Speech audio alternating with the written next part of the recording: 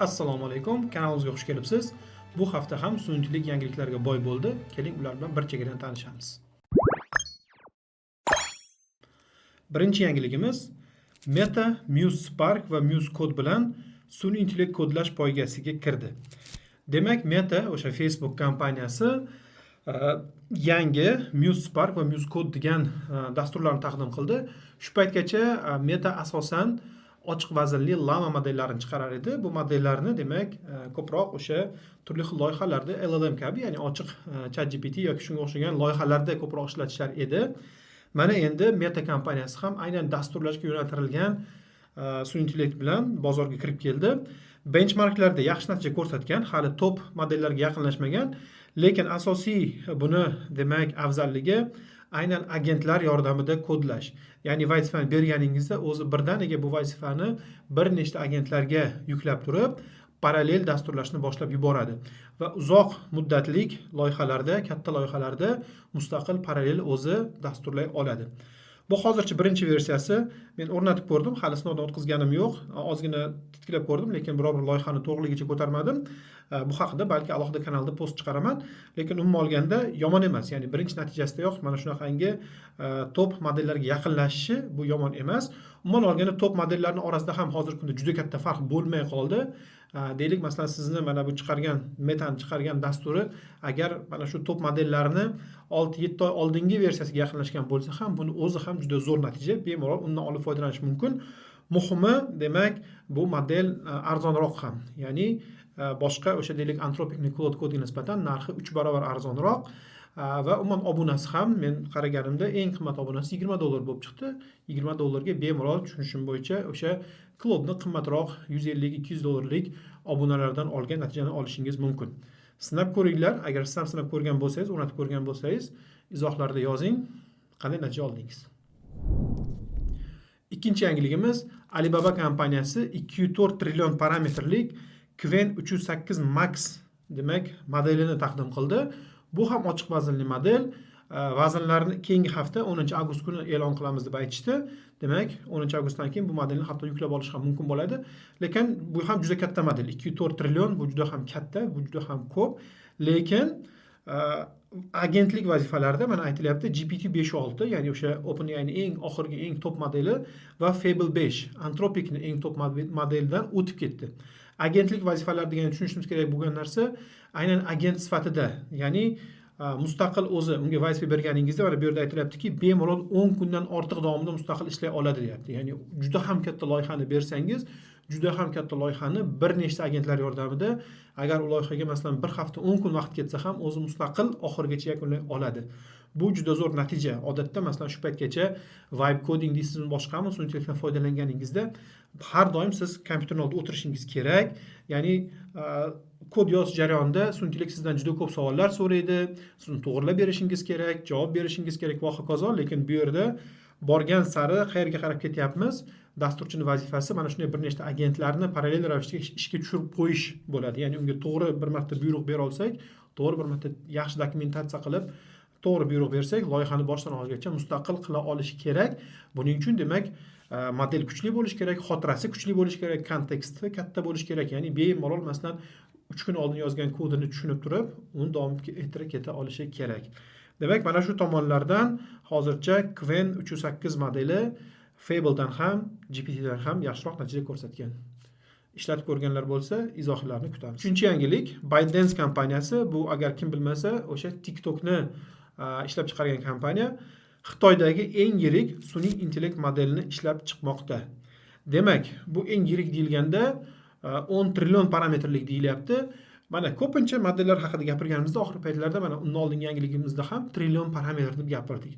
Parametr nima degani? Parametr degani bu sun'iy intellekt model mana shu demak o'qitilish jarayonida unga qanchalik batafsil ma'lumot berishimiz.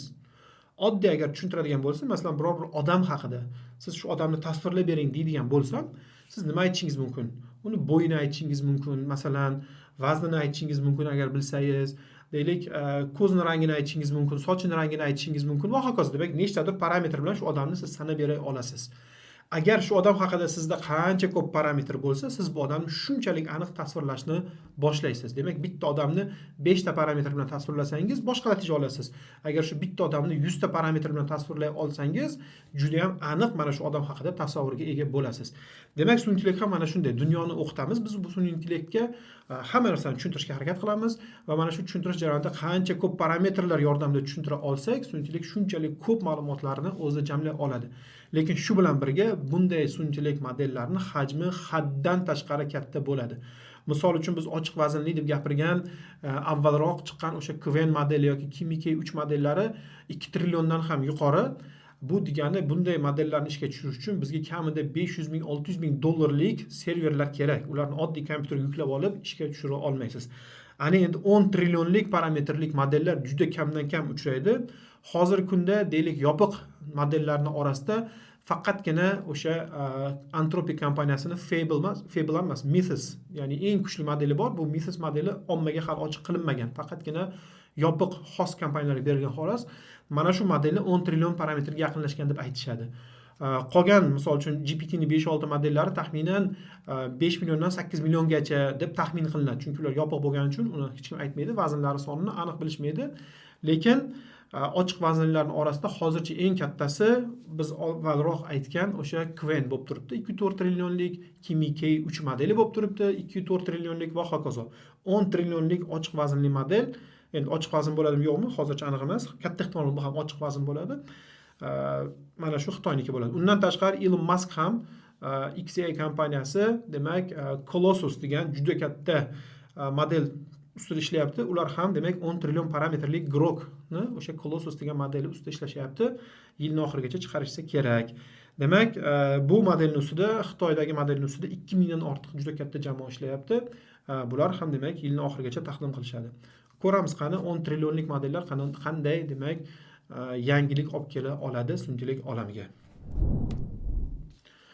4-yangilik. OpenAI xavfsizlik sabab Astra modeli ishlab chiqishini sekinlashtirdi. Demak, OpenAI kompaniyasi yangi model ustida ishlayotgan edi. Astra degan model, undan oldingi chiqqan modellari o'sha Soul degan model chiqdi va hokazo. Bu Astrasi hali chiqmagan model edi. Va demak, sinovlar o'tgan hafta esingizda bo'lsa, o'sha biz gapirdik, sinovlar davomida bu modellar juda ko'p kuzatildi. Yopiq muhitlarni buzib chiqishi, internetdagi boshqa saytlarga hujum qilgani va hokazo. Mana shunday hodisalar ko'paygani sabab va ichki mana bunday OpenAI'ning o'zini demak 2023-yilda chop qilgan mana Preparedness Framework degan framework bor. Mana shu frameworkda ular demak sun'iy intellekt qanday talablarga javob berish kerak, shu jumladan xavfsizlik tomonidan ham qanday talablarga javob berish kerak ekanligi aytilgan. Mana shu talablarga javob bermayapti. Nima degani, hozircha agar bu modelni erkin chiqarib yuboradigan bo'lsa, uni boshqara olmay qolishimiz mumkin, nazorat qila olmay qolishimiz mumkin. Demak, mana shunday cheklov usullari ustida hozir kompaniyalar bosh qotirishni boshladi. Ya'ni katta kompaniyalar, shu jumladan OpenAI, shu jumladan Anthropic, shu jumladan Google ham hozir qanday qilib bu modellarni endi turli xil noto'g'ri harakatlardan cheklash usullari ustida ishlashni boshlashdi. Hozircha buni uddasidan chiqa olishmayapti, chunki hafta davomida qayta biz bu yangiliklarga duch keldik. Anthropic kompaniyasini modellari, OpenAI kompaniyasining modellari internetdagi boshqa saytlarga hujum qilgani bu xuddaki bellashuvga ham aylanib qoldi. Odamlar buni nima deyishyapti? Bu marketing qilib yuborishdi. Ya'ni qaysi ma'noda meni modelim uni buzib ko'rdi, meni modelim buni buzib ko'rdi degan gaplar ko'payib ketib qoldi birdan bozorda. Lekin ikkinchi tomondan bu haqiqatan ham katta xavf tug'dirishi mumkin. Shuning uchun xavfsizlik tomonini o'ylamasdan turib Astra modelini chiqarishmoqchi emas. Kutamiz qani chiqqanda qay ko'rinishda chiqarishar ekan. 5-yangilik. Amazon, Cursor, Microsoft, OpenAI va Versal sun'iy intellekt agentlari uchun yagona standart yaratdi.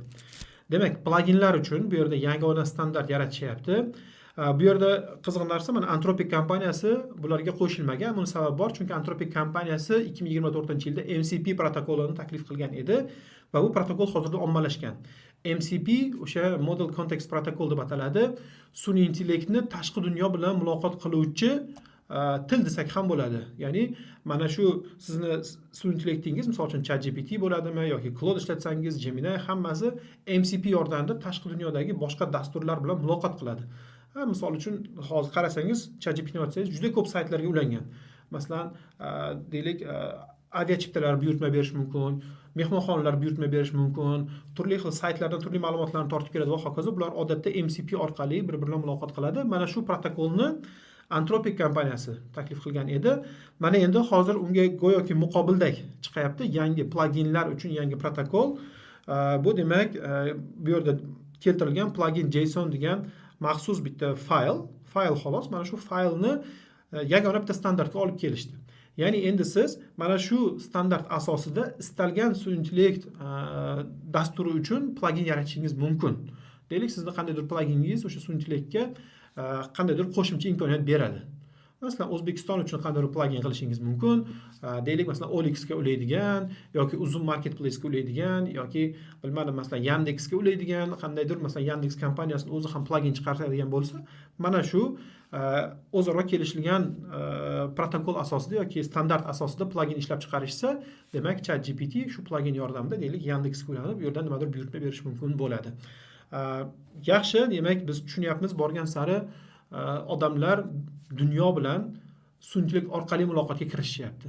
Ya'ni endi biz to'g'ridan-to'g'ri dasturni ochmasdan, to'g'ri saytlarni ochmasdan turib, ChatGPT orqali o'sha saytlarga murojaat qilishni boshlayapmiz borgan sari.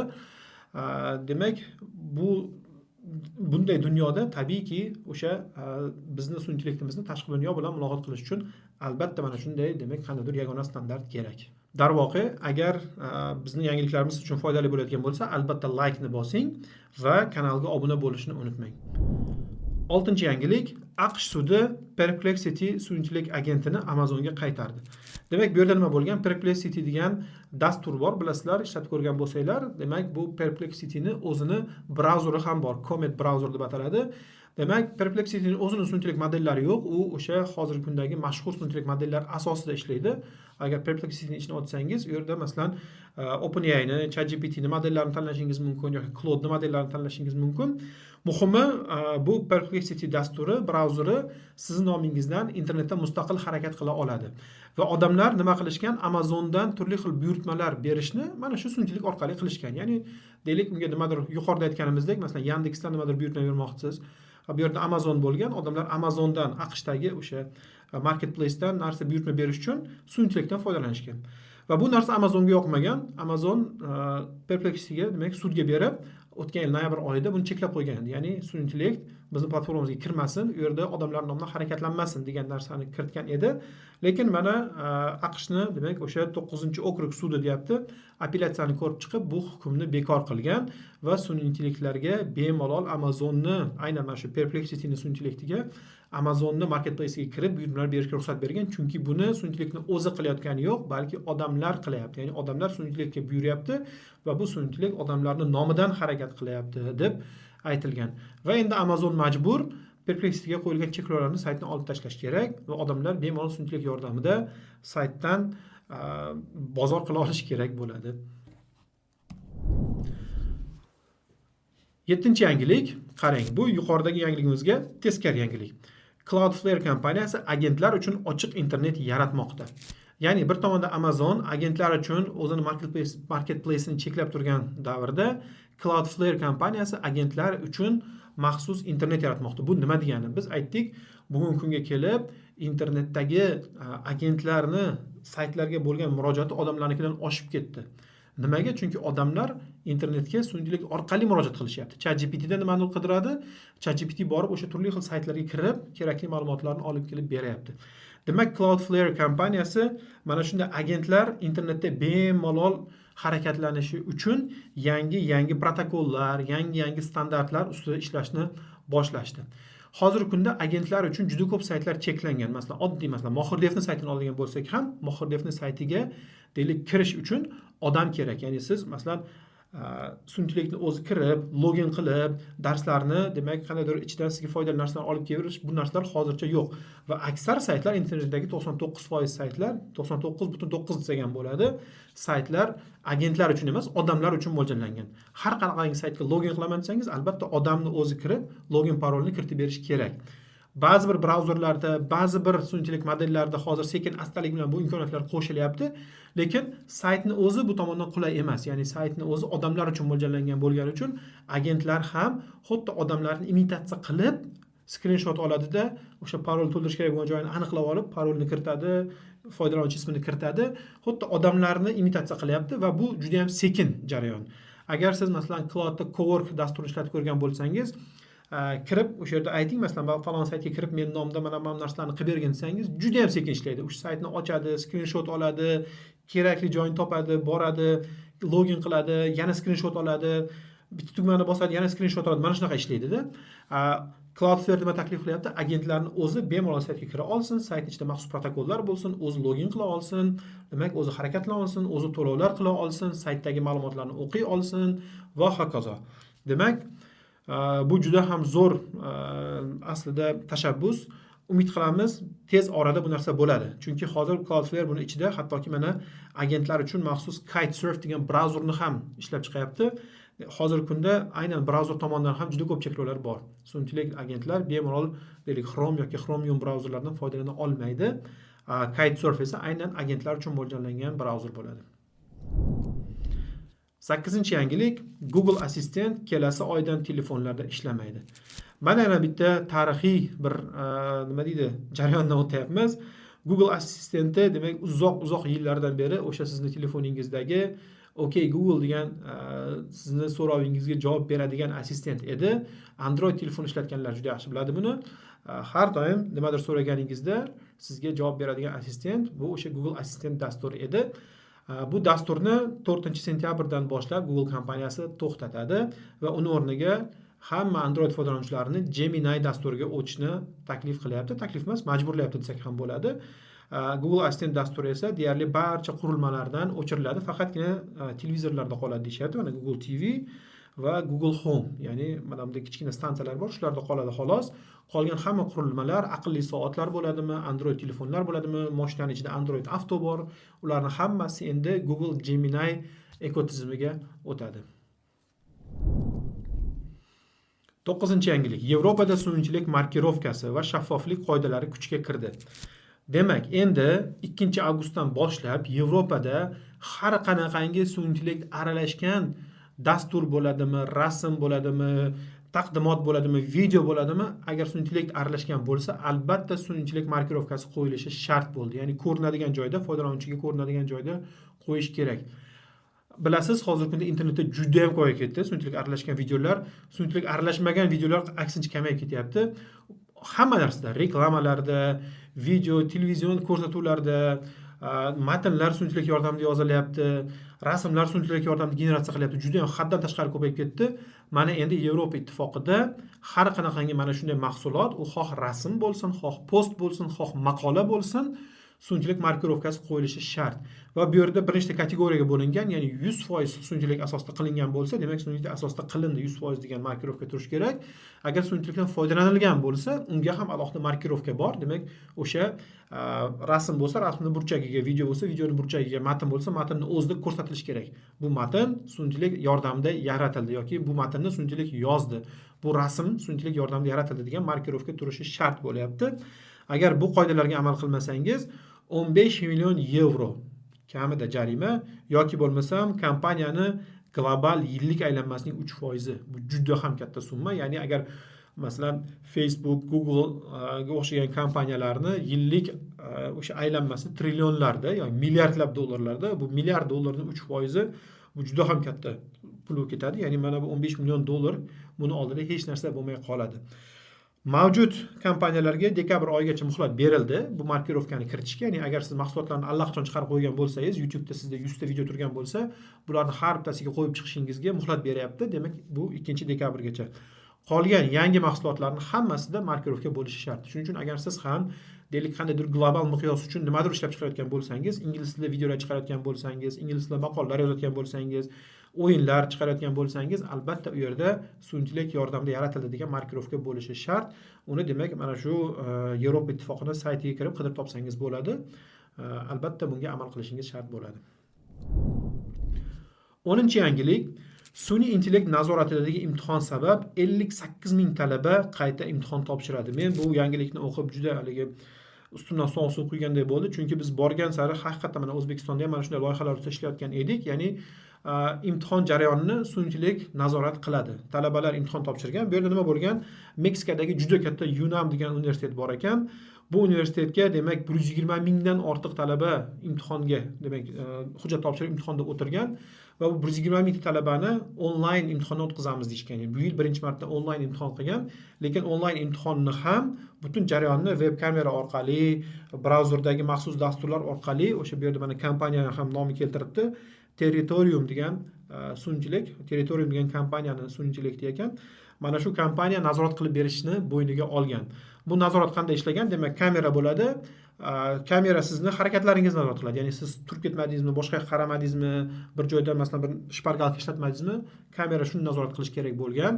Kamerani ortida odamlar ham o'tirgan. Ya'ni universitetni yoki mana shu Territorium kompaniyasining odamlari o'tirgan. Lekin 120 ming odam uchun buncha odam top bo'lmaydi.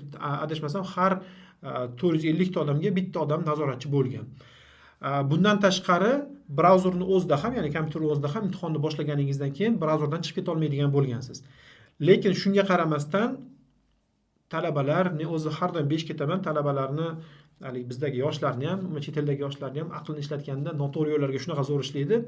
Xullas, yo'lini topishgan va birdaniga ballar juda ham katta bo'lib ketgan.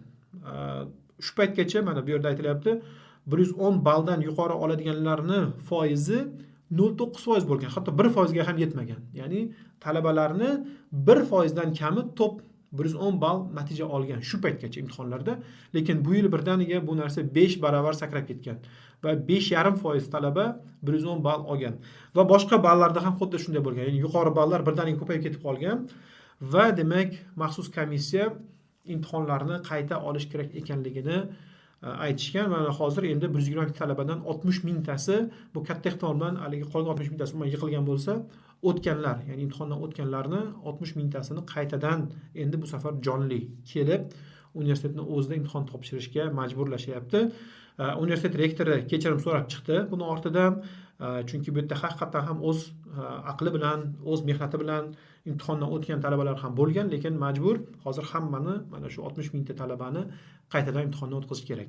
Bu narsa demak, hozirgi kunda sun'iy kamchiliklari, biz ko'p sun'iy haqida gapiryapmiz, uni afzalliklari haqida ko'p gapiryapmiz, lekin shunga qaramasdan hali ham kamchiliklar ko'p ekanligini bitta belgisi desak adashmagan bo'lamiz. E'tiborlar uchun katta rahmat. Sizlarni demak ertaga kech Telegram kanalida ham kutamiz. U yerda biz mana shu muammolar haqida va umuman sun'iy yechimlar haqida ko'proq ma'lumot berib boramiz. Xayr.